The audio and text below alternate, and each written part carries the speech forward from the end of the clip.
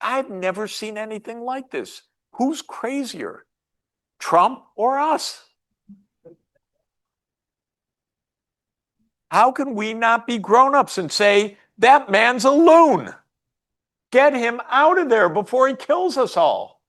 Nobody says this. There is something about human psychology that people start to bow and be so servile in the face of a psychopath. There's something uniquely strange about how people deal with Donald Trump. From the Gulf states to Asia to Europe, everywhere you will see that, oh, Donald Trump, you're such an amazing man and peacemaker. There is something very weird about the human psychology when you're confronted with a psychopath. And if you go long enough with derangement, we'll blow up the whole world. And Trump is just the kind of guy that can do it. And when I listen to experts that know a lot more about this than I do, I'm inclined to believe a simple fact, which is that Iran has a lot more missiles than the Gulf has, and Israel has missile defenses. Please welcome him, Professor Sachs.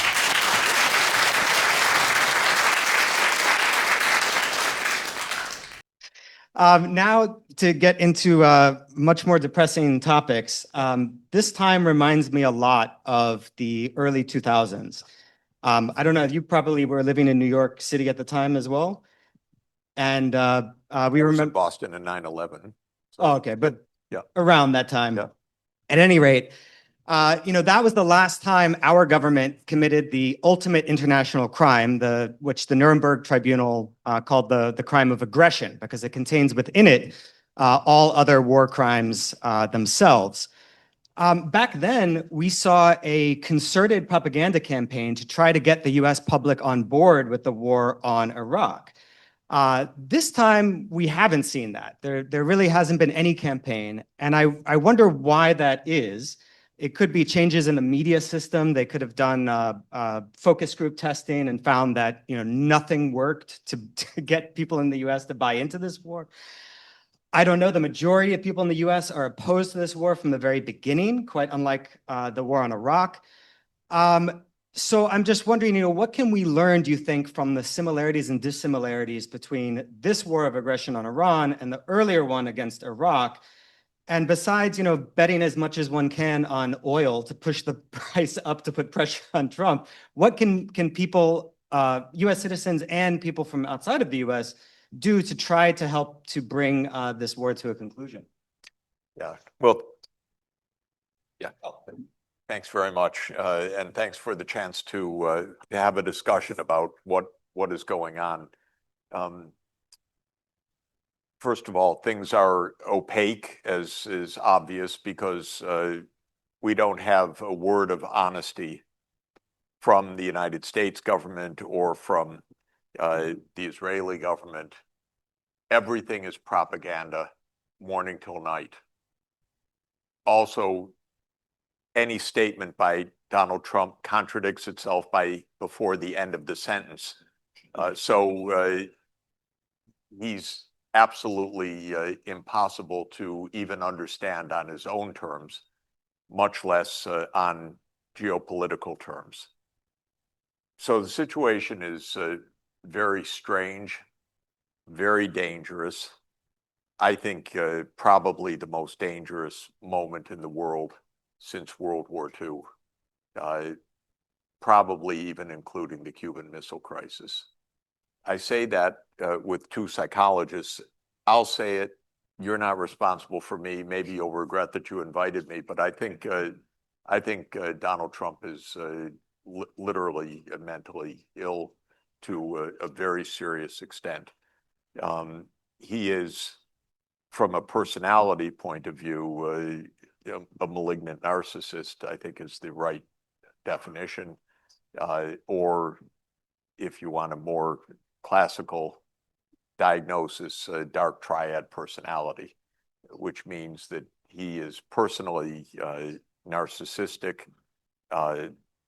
He is Machiavellian, which means that in, I think, psychological terms, that is manipulative, untrustworthy, deceitful, And he is psychopathic, meaning that there is no empathy for how many people he kills or how much damage is done. The malignant narcissist definition adds paranoia and confabulation to this list. So I personally think we're dealing with a psychologically deeply debilitated individual who happens to have a lot of power. And according to one psychologist I was listening to yesterday that I thought made a lot of sense, there's an element of frontotemporal dementia added to this that you see through the incoherence of the sentences, the drift of thought, and even the confusion of words, so that the words don't even end as they begin. There's a lot of, what was the definition? I'm missing the technical definition. Sorry, maybe it'll come back to me. But in any event, there's real signs of dementia on top of what is a lifetime of anti-personality disorder. A man like this should not be president. This is the most basic point. He is president because of much deeper problems in the American political system. So he is a symptom as well as a cause. You don't elect a person like this in a healthy political system. The American political system is deeply corrupted. The ability of a man like this to have the power that he does to order a war is a profoundly broken political order. It has nothing to do with our constitutional system, where only Congress has the ability to declare war. We're so pathetic right now in our politics that the only thing Congress does is vote repeatedly that they don't want to have anything to do with overseeing this war. It's not a choice that they have under the Constitution. It's a complete abnegation of responsibility. How can the Senate say now in 3 votes, don't ask us, it's none of our business, that's just Mr. Trump's business? That's exactly what the US Senate has said. So I think that there are very particular circumstances right now.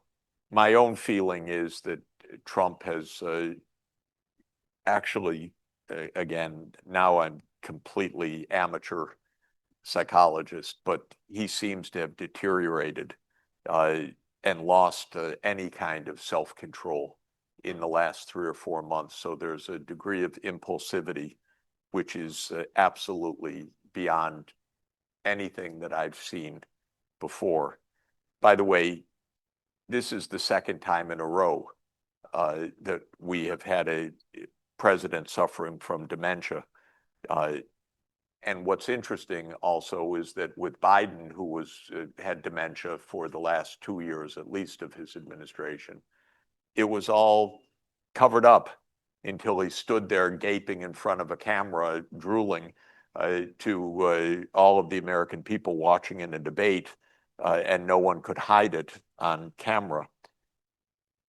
My country's pathetic right now in the political system. It's a show. It's PR. Anything can get said. There's no planning. There's no systematic review. There are no checks and balances. There's nothing. And this was true with Biden, but it's much worse with Trump. Biden was not a nice person. I've known him for about 30 years. He never was a nice person, but he was not like Trump with a deeply antisocial personality disorder. And so I just want to say we're dealing with psychology here in the most individual sense. This is denied every moment of public discourse. It's just amazing. Take what happened in the last 3 days. First, the president said, I'm going to blow up everything. I'm going to kill all of you. That's normal. Oh, then you have the commentators. Oh, will he kill everybody? Well, that's an interesting question. Not, are we in the hands of a madman? Nothing like that. Not one commentary says, that's a little strange for the president of the United States to be talking like that. Talking, sorry, like Adolf Hitler. No, not even a mention that this is a little strange. Then 2 days later, when he decides he's not going to kill everyone, he says, oh, we're close to an agreement. And of course, there was no negotiation, period. But what does the press say? Oh, will Donald Trump be able to get an agreement? Not, what a loon. What a liar. Nothing. It's a complete normalization of something completely abnormal. I've never seen anything like this. Who's crazier, Trump or us? How can we not be grown-ups and say, that man's a loon? Get him out of there before he kills us all. Nobody says this. Sorry, this is not a partisan statement. I've hated all our recent presidents because they don't make us safe. They don't tell the truth. But this is something absolutely different, what's happening right now. And it's all normalized. And the New York Times story today, all I do these days is write irate letters to the reporters whom I've known for decades, and they don't write back because they don't have the dignity to get into a serious discussion on anything. Sometimes, by the way, they write back and they say, yeah, I agree with you, Jeff, but higher ups edit my article. So that's the main thing, that it's complete shutdown of truth at the New York Times, which used to be my go-to place to get just a straight story. It's useless, completely useless right now. But anyway, this story was, yes, will Donald Trump be able to negotiate a deal? Without mentioning how weird it is that there were no negotiations. But he said that there were. That's the real story of the last day. That's the really interesting story. Were there negotiations? The story said, this is David Sanger. He's an experienced journalist, 40 years. He says, well, Donald Trump didn't tell us who he was negotiating with. David, come on. Are you serious? You're going to write that to me? He didn't tell who he was negotiating with. Maybe, David, he wasn't negotiating with anybody. Maybe he made it up. Can't you ask a question as a grown-up, writing for the New York Times, who's been doing this for 40 years? So I wrote to David this morning. I will not hear back from David. I've known David for probably 40 years. Because they don't talk. Because we're in really a crazy land right now, where anything goes. And the whole story is, well, what will Donald Trump do next? As if this is a spectator sport. Not your life and not my life. I'm more interested, when are they going to take him away before he does more harm to us? When is some grown-up going to say, this is a very bad idea? Okay, so that's the immediate issue. But the system is more deeply broken. There are no checks on presidential power to launch wars. And there haven't been for decades, actually. Congress basically doesn't exist when it comes to foreign policy. It basically doesn't exist because we live in a security state. Foreign policy is carried out by the CIA, the National Security Agency, the National Security Council.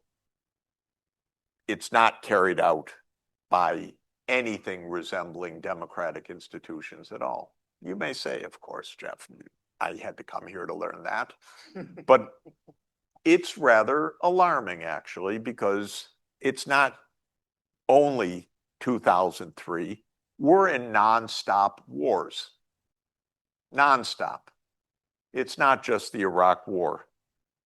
In 1999, we bombed Serbia for 78 days and broke the country apart and created Kosovo as a country, and then put the largest NATO base in Kosovo, Bondesteel. And then we say, by the way, we have sacrosanct borders in Europe. Yeah, sacrosanct borders, except when we decide to change them, when the US military decides to change them. Okay, so that was 1999. Then, yes, in 2001, we invaded Afghanistan. Clever move. We had to invade because of Al-Qaeda, which the US had created starting in 1979. Who created Al-Qaeda? Excuse me, Zbigniew Brzezinski and the CIA. Because they wanted to bring the Soviet Union into, lure the Soviet Union into a war in Afghanistan. Very clever. Yeah, the operation worked. It destroyed Afghanistan for the next several decades. But this is 2001. We went in to clean up our own mess that had either boomeranged or just continued, and we had to clean up what we had done. Then 2003, a war under completely phony pretenses. But don't forget 2011, the United States overthrew Libya. 2011, the CIA was tasked with overthrowing the Syrian government. They thought this would be quick. It took them 14 years and hundreds of thousands of lives, but that's all in a day's work. In 2014, they overthrew the Ukraine government. We called it a revolution of dignity. The dignity was my colleague Victoria Nuland handing out cookies and millions of dollars to organize the protests. So this is nonstop. It's been this way, but it's getting worse because there's absolutely no self-control right now. Kidnap presidents, invade, declare that Hutchinson is a security threat to the United States if it has a port service operation in Panama. That's normal? Normal? No, this is not normal. This is deranged. And if you go long enough with derangement, we'll blow up the whole world. And Trump is just the kind of guy that can do it because he has no self-control and apparently no one around him that gives him a warm cup of tea in the evening with some honey in it and puts on some slippers and says, it's going to be all right, Donald. Don't post tonight on True Social. Can I jump in Yes. on that for a moment? So you talk about nobody is pushing back Donald Trump. Yes.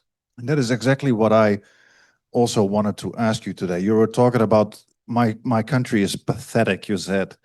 Now, I come from the Netherlands. That's even more pathetic. Well, your former prime minister That's ranks what I number was one. going to talk. Yeah, exactly. So I was going to talk about our very pathetic former prime minister, Mark Rutte, who is the head of NATO right now. And I've noticed something, and not only with Mark Rutte, but also with other people around the world, world leaders, etc. There is something about human psychology that people start to bow and be so servile in the face of a psychopath. There's something uniquely strange about how people deal with Donald Trump, from the Gulf states to Asia to Europe. Everywhere you will see that, oh, Donald Trump, you're such an amazing man and peacemaker. There is something very weird about the human psychology when you're confronted with a psychopath. So my question is, what is it that makes Europe so incredibly servile to the United States? Structurally, actually. I'm very curious, what is it structurally that makes Europe so pathetic and unable to push back? What's going on here, and how can we get out of this? It's a very good question, and I think your observation is right at a personal level that there is something unusual. I think in Max Weber's terms, there's an element of charisma to a psychopath. A psychopath is so self-assured, so bullying, so threatening. It taps something deep of fear or of hierarchy or of magnificence that a lot of the great conquerors of the world in the past have been psychopaths. And they get a lot of support because there is something quite deep in this. Trump has a lot of support. He has ardent support of about 25% of the US population. About 60% think he's a nut, but about 25% would go to the sword for him. Some think he's a messiah. This is real. It's a minority, definitely. Not a big minority, by the way. So I'm saying maybe 20 or 25%, but it's an ardent following. So this is something quite unusual, what psychopathy is able to generate in terms of political following.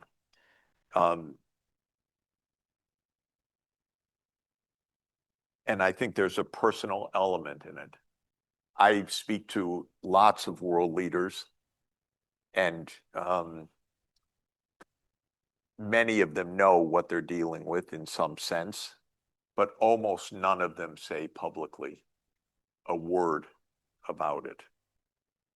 Of course, partly they think that's prudent, partly they're cowards, partly they're bought off, partly it's a free rider problem. Who's going to bell the cat? Not me. Let someone else play that role. But it's really, really alarming how far the bully can get. And it's not threats. We've had a genocide in Gaza. So we're losing lots of lives of the most brutal kind. We've had mass bombing of Iran and thousands of people dying in short order. But nobody says a word, almost. And Rutte said just on Sunday that this is a hugely important war and we have to get behind the president of the United States. And he's the one that called Trump daddy. Yeah.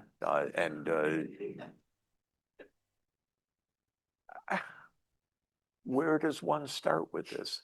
So there's a personal element that is very interesting.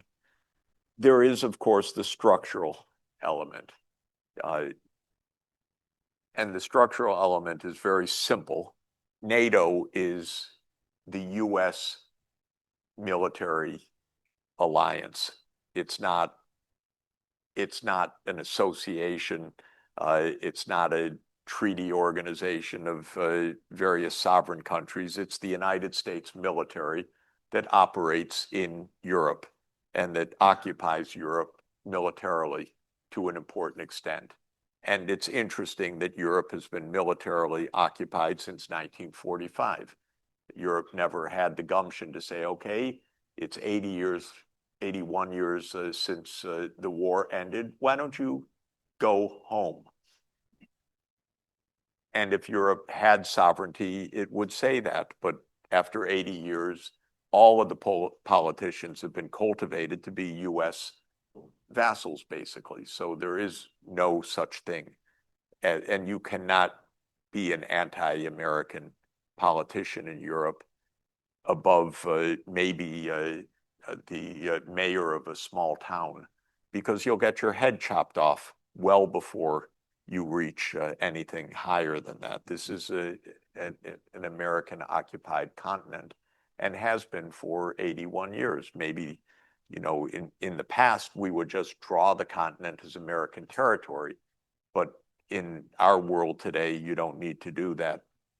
I call it regime control rather than territorial occupation. So the American empire operates across Europe. It's uncontested. And it's not on the map shown as the United States. But if it were a map from, you know, 1200 AD, you would show it as American territory because it would be basically indirect imperial control. We would call it a satrapy if it were the Persian Empire.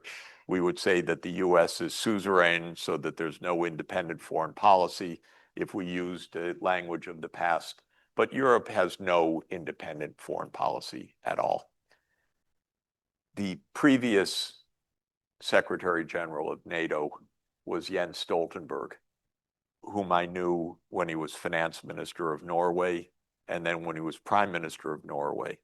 And we were friends. And then he became Secretary General of NATO. And I could not stand one word that he said. Just everything he said, I thought was horrible. And the poor man had to sit next to me every September at the UN General Assembly because our seats were next to each other. And so we'd greet each other, and then I'd start complaining. And he'd get up and leave after a little while. I don't blame him.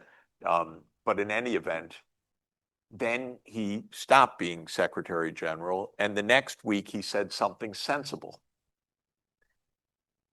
And so I spoke to a leader in Europe, a prime minister, and I said, Stoltenberg said something sensible. Why didn't he say that when he was Secretary General?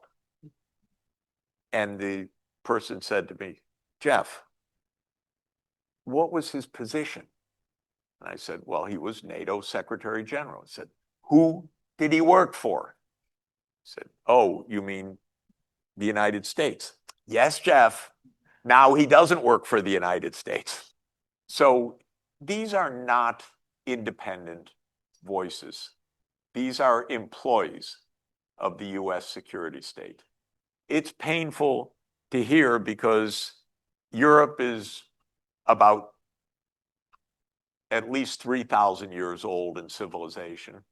The United States is 250 years old. It has been civilized very few years of that. And yet the 250-year-old power runs the 3,000-year-old civilization. So I think it's probably a little bit of the feeling of Europe when the Huns invaded or something. But nobody says it. It's not normal. This is the most fundamental explanation. When you said the UN Security Council is paralyzed, it's actually not even that good as being paralyzed. It's actually right now in the hands of the United States, which is very weird. Of course, there's China and Russia that are the only independent voices, but the Security Council meeting that I attended 4 weeks ago, this was at the very start of the US war of aggression, US-Israel war of aggression,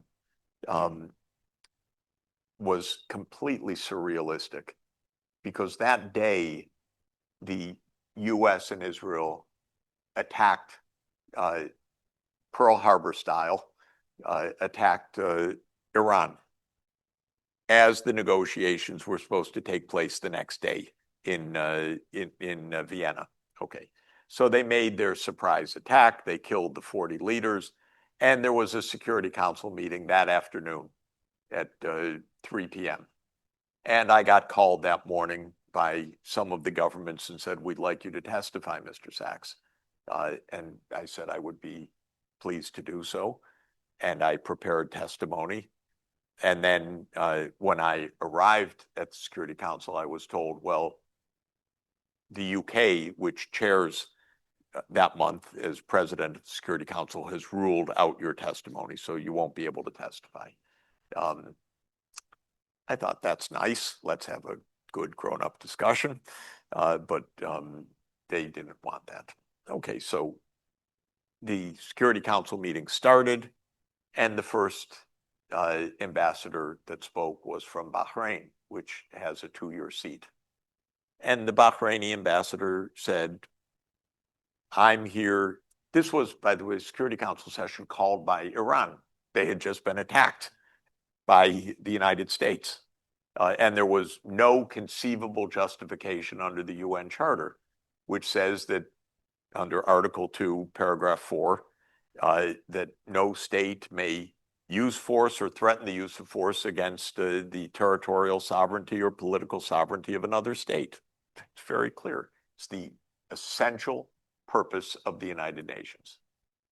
So Iran called this session, this emergency session, and Bahrain started. And Bahrain's first words were, we are here to condemn the unprovoked attack on us by Iran. Well, it's true that Iran was bombed, and then Iran launched missiles against the US naval base in Bahrain. You would think a grown-up might say, well, it wasn't exactly unprovoked. There was a reason that today Iran struck us, so you could say, we are here to protest that Iran has bombed us, but we understand that Iran was attacked this morning. No, not one word, not one sentence that Iran was attacked by the United States and Israel. Not a sentence. I thought, this is really unpleasant. Not a complete surprise, but unpleasant. Then the next speaker was the French ambassador. The French ambassador said, we are here to condemn the attacks by Iran on the Gulf countries, which we stand by. Didn't mention that Israel and the United States had attacked Iran. Not even a sentence. Ladies and gentlemen, this went on for 8 countries. It was Latvia, Greece, Denmark, I don't even remember, Britain, of course, the United States. It's surrealistic. You can't even believe this. How are we not going to blow up the world if you can't say the day of a massive attack that there's a problem here coming from the massive attack? Not even mention it. That's the state of affairs that we're in. Well, it is simple. By the way, it was also Colombia and Panama on that list. All you had to do was look at the list of where the US has military bases. That's all. If you have military bases, then Iran made unprovoked attacks on its neighbors. Because you're an occupied country. Because that is the American empire. Because you have lost your sovereignty and you're basically an instrument of US imperial policy. So that's our situation right now. And it's extremely dangerous because there's no adult conversation in the world. By adult conversation, I mean anything honest. You don't say that the president is a lunatic, that he's confabulating or a pathological liar. We don't exactly know statement by statement whether it's confabulation or lying. The psychiatrist that I listened to yesterday, or the clinical psychologist, said it's actually confabulation. He can't tell the difference between what he's saying and the truth. So it's not simply lying his way out of a tight spot. It's making it up, because that's what a malignant narcissist has to do when he faces a limit. But no discussion, not in the media, not by governments, not by anyone else calling any of this out. So to my mind, this is extraordinarily dangerous, because we have no rationality in a process in which there's no rational discussion, in which there's no honesty about what we're even talking about, in which everybody hides every word or is programmed to hide every word because that's their job. And the result is extraordinarily dangerous. Why is this so dangerous? Well, this now comes to the question of what actually the real shape of the battlefield is, which I don't know. I'm an economist. I barely know anything. But when I listen to people talk, and when I try to reason about what's happening, and when I look at the 12-day war last summer, and when I listen to experts that know a lot more about this than I do, I'm inclined to believe a simple fact, which is that Iran has a lot more missiles than the Gulf has, and Israel has missile defenses. That's my basic assumption. In other words, that the air defenses are basically depleted and Iran's missiles are not depleted. If that's not true, then the situation is different from what I think, but that's my basic assumption. If that's true, I think that Iran can do lasting damage to the Gulf countries. It can destroy the oil and gas fields. It can destroy the physical infrastructure that will have a legacy of 5 to 10 years or more of what is a third of the world's oil supply and about 12% of the world's natural gas supply. So that's one thing. Second, my guess is that Iran can do massive, massive harm to Israel. Of course, Israel's the aggressor in this. Everything I've said about Trump, I would say, is true about Netanyahu, although perhaps not with the dementia. But everything else, I think, is true. He's a malignant narcissist. He is a fascist, in my view. And he's a very dangerous person, one of the most dangerous in the world. And so my guess is that Iran can continue this fight. And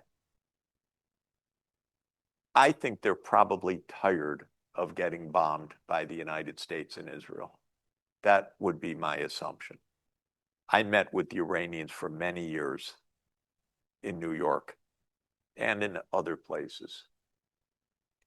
And all they wanted to know was, how can we negotiate with your government? Do you know anyone that would talk to us? What do you recommend? We want to negotiate. And the president of Iran, President Pezeshkian, is a heart surgeon. And he speaks like a heart surgeon, which is, I want to save lives. I want peace. I don't want war. I want to negotiate. All I could think about when I listened to him is, poor man, he's dealing with Trump and Netanyahu. And it's not going to go well. In a world, of course, that has been propagandized against Iran. The world's propagandized against Iran because Iran escaped from the US empire in 1979. Iran, is a very interesting place. It is, by some counts, an older civilization than China's. It's arguably 5,000 years old in some recognizable form as at least Proto-Persian. It's debated. It's at least 4,000 years old. It was an absolutely great empire from at least 2,500 years ago. In the Jewish part of the Bible, the Hebrew Bible, the emperor of, or the Shah of the Achaemenid Empire, Cyrus the Great, is regarded as the greatest savior of the Jewish people. It's quite interesting because in around 530 BC, he let Israelite captives that had been taken into captivity in Babylon free to go back to rebuild the temple in Jerusalem. And so he was called a Messiah by the Jewish Bible, or the Hebrew Bible. So this is not a new country, formed out of some post-colonial settlement. This is one of the great civilizations of history. And it's also nearly 100 million people. It is mountainous. They've known that they've been at war with the United States for a long time. They've been preparing for a long time, and they've been cheated by the United States nonstop for decades. But just to say, in 1953, the United States empire brought Persia into the US orbit by overthrowing the government at the time and establishing a US-backed police state under the Shah Pahlavi. And that lasted until 1979. And then the Shah was dying of cancer, left the country. There was a revolution that brought in this government structure.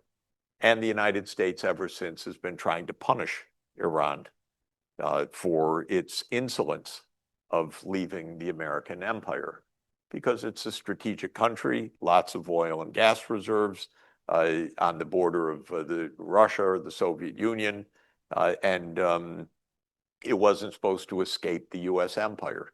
So this is, from the US point of view, a war of revenge. And they're going to get their revenge. So Iran has been demonized in the Western media ever since then. America's greatest soft power is the English language, by the way, because it's the ultimate soft power. You get to tell the story more than anyone else.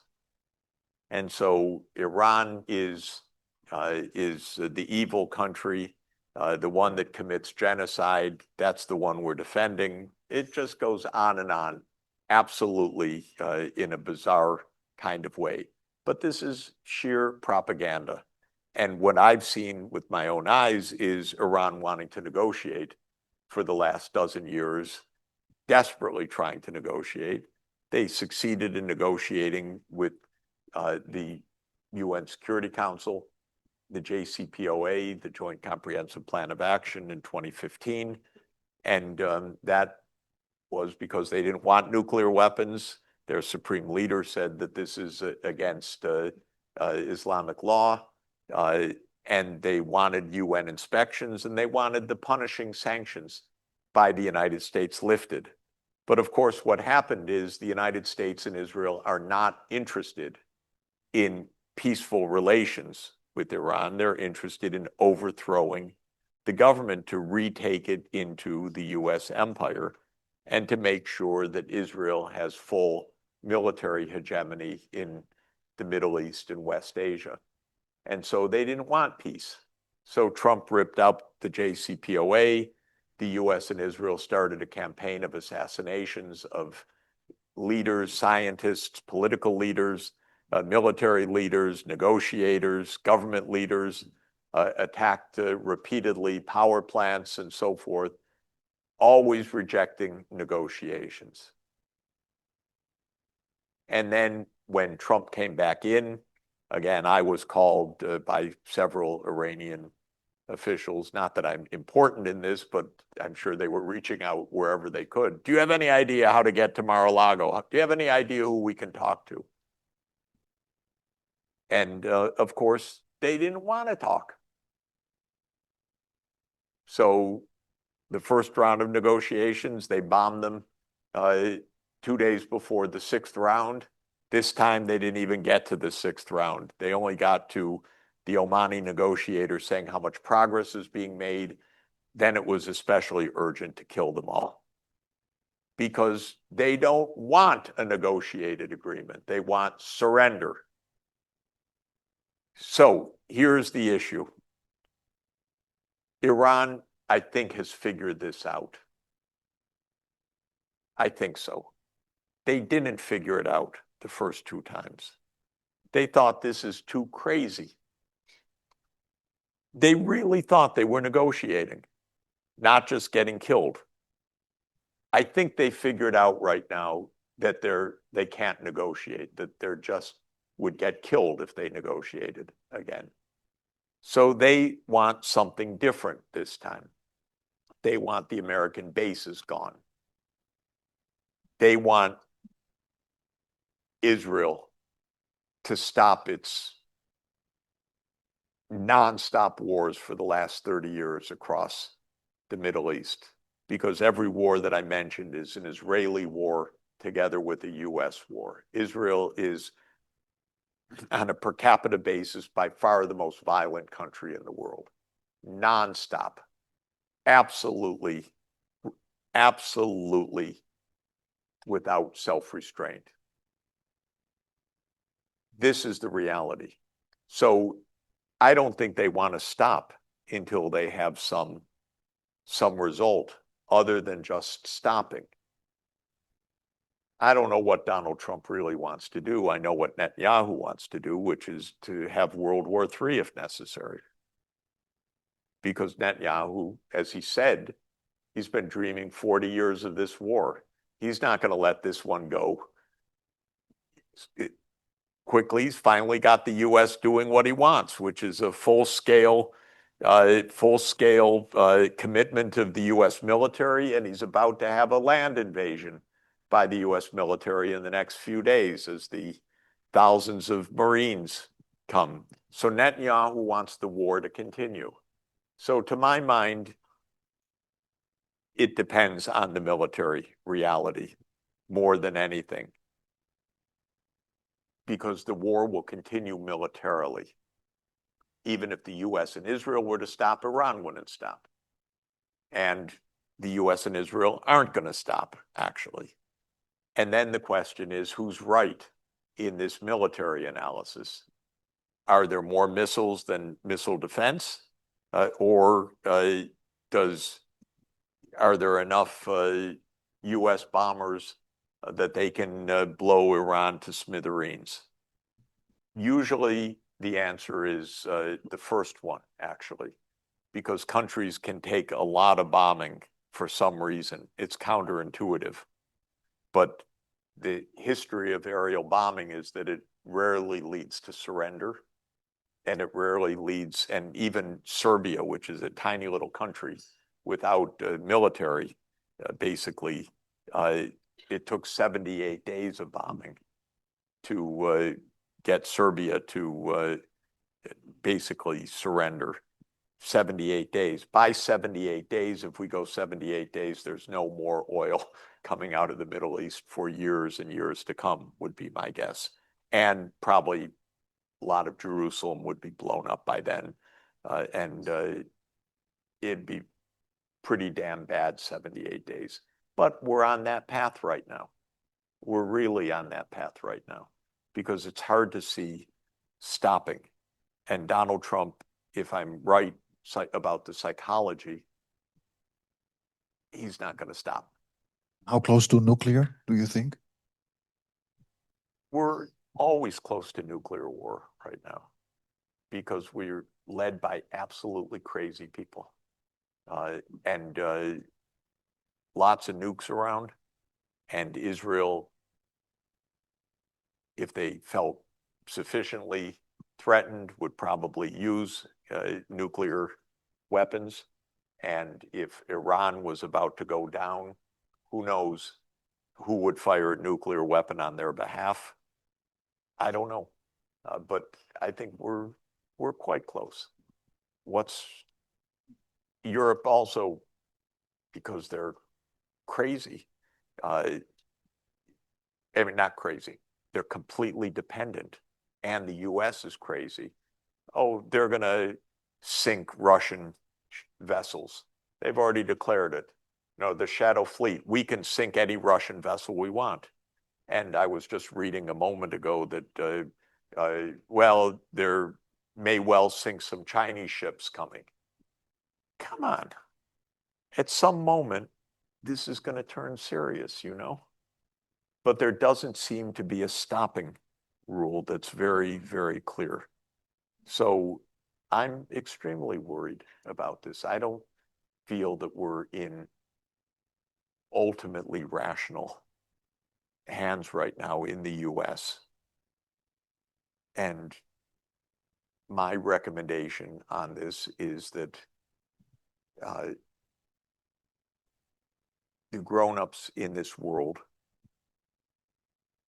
President Xi, number one, President Putin, number two, Prime Minister Modi, number three, they need to explain to Donald, okay, you've got to stop. No more. And they need to actually help end this thing, because I don't think it's going to end from the internal dynamics. So that's my feeling. And I don't know whether that's going to happen or not, because everyone's got complications. China's very, very, I think, very responsible, very clear. They steer clear of war. That's been China's great strength for decades, which is don't waste your time on this. Build your economy, build your technology, build your society. Don't do what the United States is doing. That's crazy. And that's China's baseline. India is kind of a swing vote right now. Modi was in Israel 2 days before this war started. Why? Because Israel provides a lot of the military and intelligence equipment for India. This is not a good thing for 1.5 billion people to be trapped in this crazy situation that India has put itself into. So I'm saying all the time to an Indian media and to anybody I can talk to in India, get out of this trap that you're in. You are not a vassal of the United States. They don't have military bases in your country. You're 1.5 billion people. You're 4.5 times the size of the United States. You're a great power. Israel, are you kidding? Are you kidding? Are you really going to get dragged into that? And I hope that they understand that this is a dreadful mistake. If they do, this war could end, because if President Xi, President Putin, and Prime Minister Modi together very clearly spoke to Donald Trump and said, it's enough. It's enough. No more risking the whole world. The US would have to stop, actually. Well, that is a wonderfully optimistic point for me to ask you a question that requires some optimism on your part. So therefore, it's a question I would not want to receive myself. But when you look at US politics, I know that you in 2016 and 2020 were on the same page as me in having some hope that if we could get Bernie Sanders to win the Democratic primaries, the general election would be relatively easier. And then the hard part would be organizing and creating a kind of counterweight to the political establishment and the blob, or the foreign policy establishment in the US, which of course is, a big question. Yeah. But looking forward to the next few elections in the US, we have seen a major change in the US media system. For instance, you're on the Judge Napolitano show. Yeah. This is a guy that used to have a show on Fox News, which is the most right-wing cable channel in the United States. Now he has Jeffrey Sachs on regularly, former Ambassador Chess Freeman, Aaron Maté, the journalist who used to only be on left-wing media back in the 2000s. That's just one example, but the media system is changing massively. And I notice, you can look at polls and see that the younger generation's opinions are radically different from older generations. But, there are plenty of examples of older folks that are clearly tuning into the same sources of information. To use the term that Joe Kent recently used, which I used in my book a lot, information ecosystem. They're getting a different information ecosystem, and they're starting to think differently. Yeah. So do you see kind of concrete steps towards a more optimistic political future for the US, wherein the US perhaps exhibits a decent respect to the opinions of mankind, which is a line from our Declaration of Independence, which apparently most of the leadership has completely forgotten, or perhaps starts following its constitution, wherein the UN Charter is literally the supreme law of the land. Do you see any chance of that happening? Perhaps as the years go on, people like Trump and his supporters start to die off. We start to see the Planck principle in action. Science progresses one funeral at a time. Maybe politics in the US will work the same way. Do you see anything optimistic coming in the US? Yes, if we can survive the interim. What we have right now is not supported by the public at all. Trump's approval rating is about 35%, and his disapproval rating, depending on whether you're allowed to say no opinion and so on, is somewhere around 60%. So this is not, and the war similarly is not supported by the American people, even with whatever kind of propaganda they're doing. And young people, far more so, are against both against Trump and against these wars. They're worried about, are they going to have a job, because the job market for young people is absolutely terrible right now also. So there are very practical issues. The American people basically are worrying about how they're going to pay their health care bill, because the whole system is completely broken down. And every day people have to worry about their medicine prices or a dental repair or getting a doctor's appointment. So really daily life is not easy in the United States. That's true even quite high on the socioeconomic ladder. People do not feel good. I'd say up to, the 90th percentile or something. The mood is not really very positive or very good. There is a difference of opinion, as I said, maybe 25% of the public or 20% of the public ardently thinks Donald Trump's their savior in all of this. That's a different matter. But in terms of the feeling about the United States, this is not what the public wants. Trump, remember, campaigned on, I will not do exactly what he's doing right now. So he didn't say, I'm going to come in and make America, the world's empire, and we're going to beat the shit out of Iran and so forth, and get support on that basis. He said, I'm not going to go to war. They're going to go to war. I'm not going to go to war. That's literally what he said in the campaign. So in this sense, what we're observing is the fact that foreign policy and military policy is completely outside of constitutional bounds and has been for decades. So it's not that the public has to change its opinion. The question is, will this get back under control? And essentially, can voting in some way change the dynamic of all of this?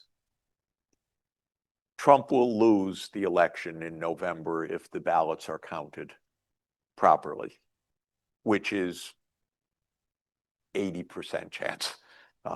There's really a chance that the feds break the voting process. It's not small. They're aiming at that.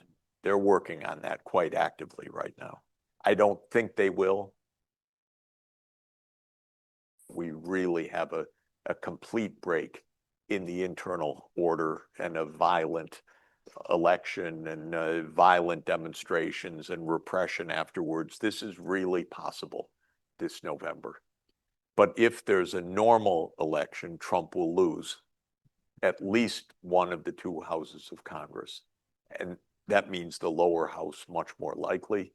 And if he loses the lower house, he'll be impeached also, which means that we'll spend 2 years on politics inside the United States, on a paralysis and fighting and everything else, which could be better than war all the time, because there may be too much distraction, or I don't know.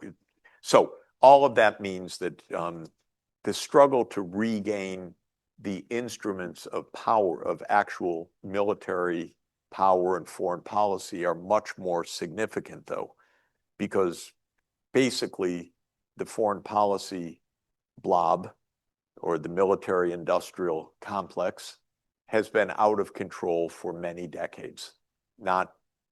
And the job of the president is to prevent it from getting completely out of control, and we don't have a president that's going to restrain it right now.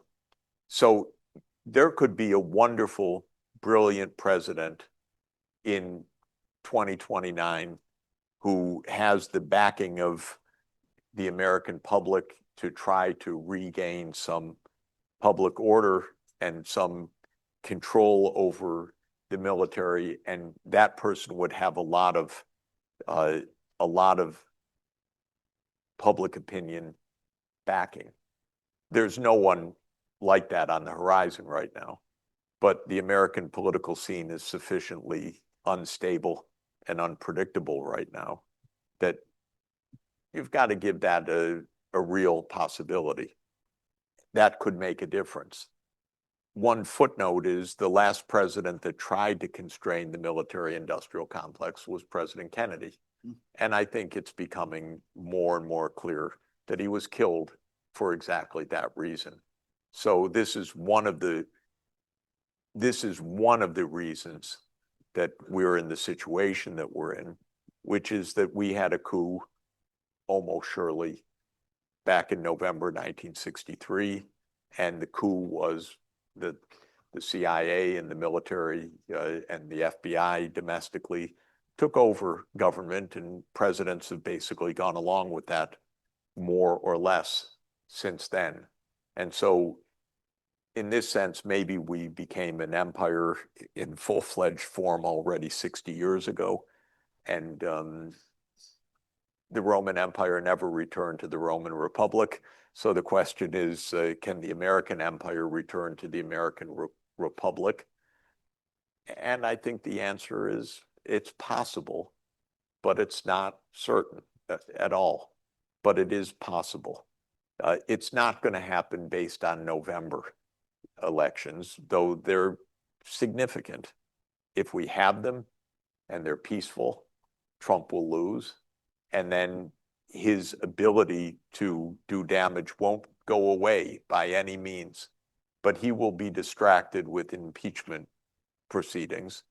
And I hope that he doesn't, in his spare time, launch a nuclear war. Oh, absolutely. He will have a much harder time mobilizing large military efforts.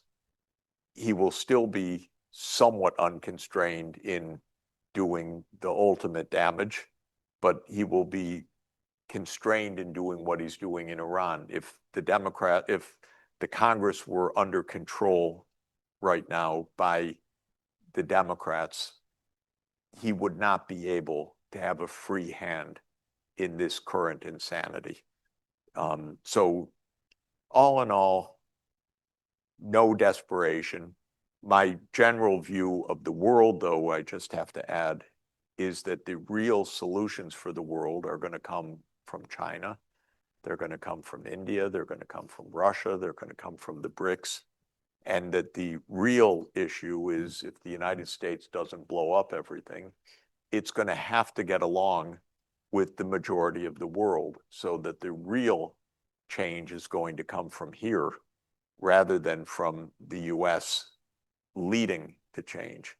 In other words, China is just so good at being stable, making progress, building the most efficient economy in the world, building a manufacturing sector that's about 3 times the size of the US right now, defeating the entire auto industry worldwide, which is basically giving up. So I hope you like Chinese vehicles, because that's all we're going to be driving for the next 30 years is made in China vehicles, because basically the European and US industry is in a state of collapse, because we can't go on with internal combustion engines, and they can't compete with the electric vehicle. On that positive note, Yes. maybe we can go to some of the audience questions for the last 20 minutes. Wonderful. Good. I have one, I must say, I had one question. I'm not going to ask it, don't worry. But it was about, I saw that you said that the United States is currently engaging in a very irrational behavior. I personally saw a very, very convincing argument by a journalist called Richard Medhurst, that there is a grand strategy behind this all, starting in Syria and Venezuela, et cetera, et cetera. I'm going to leave that now, but I really wanted your answer on this, so I hope I can email you about that. But I would just say there is a grand strategy, but it's completely irrational. That's my feeling. In other words, the grand strategy is global hegemony, but it can't be achieved. And in this sense, it's irrational. That's my short answer. And what about LNG dominance? Dominance in the LNG market? That's absolutely what they want. They want to corner the world petroleum and natural gas market, but they can't. So this is why I would consider it irrational. Right. But yes, there is a grand strategy. Yes. Thank you. And with that, I think we have to end it here. Professor Sachs has to leave. Thank you so much Great for being with us, and hope to see you again. Of course. Can we give you a small token of appreciation? Of course. Thank you. We also invite Professor Sachs to have a good photo with Good. us. Yes. So please move to the center. Thank you. Thank you. Thanks. Thanks a lot.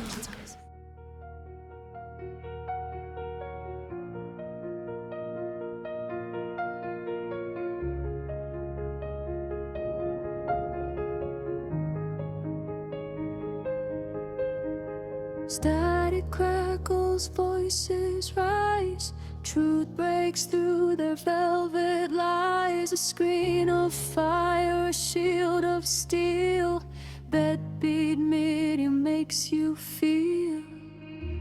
No borders, no change, no silence.